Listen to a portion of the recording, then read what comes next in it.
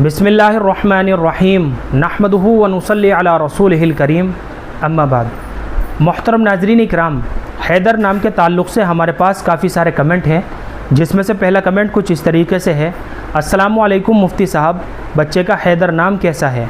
गुस्सा बहुत करता है, क्या ये नाम चेंज कर सकते हैं?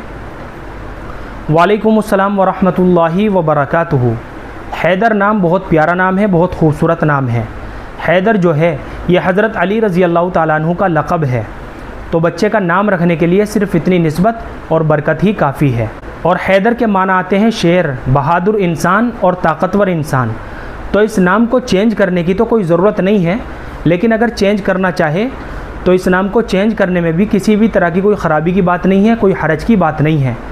और अगर आपका बच्चा बहुत ही ज़्यादा गुस्सा करता है तो इस नाम से उसका कोई ताल्लुक़ नहीं है। इसके अलावा बहुत से हज़रात ये भी कहते हैं कि हैदर जो नाम है ये बहुत भारी नाम है, इसलिए बच्चे का हैदर नाम नहीं रखना चाहिए।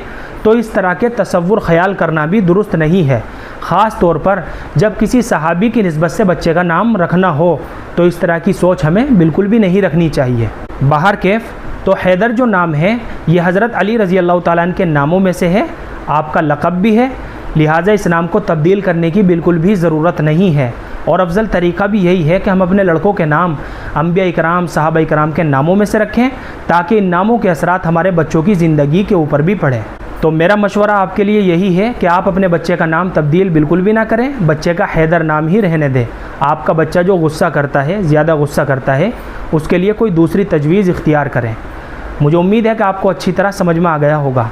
अल्लाह हम सबको सुन्नत व शरीयत पर पाबंद फरमाए। फ़क़त वल्लाहु आलम।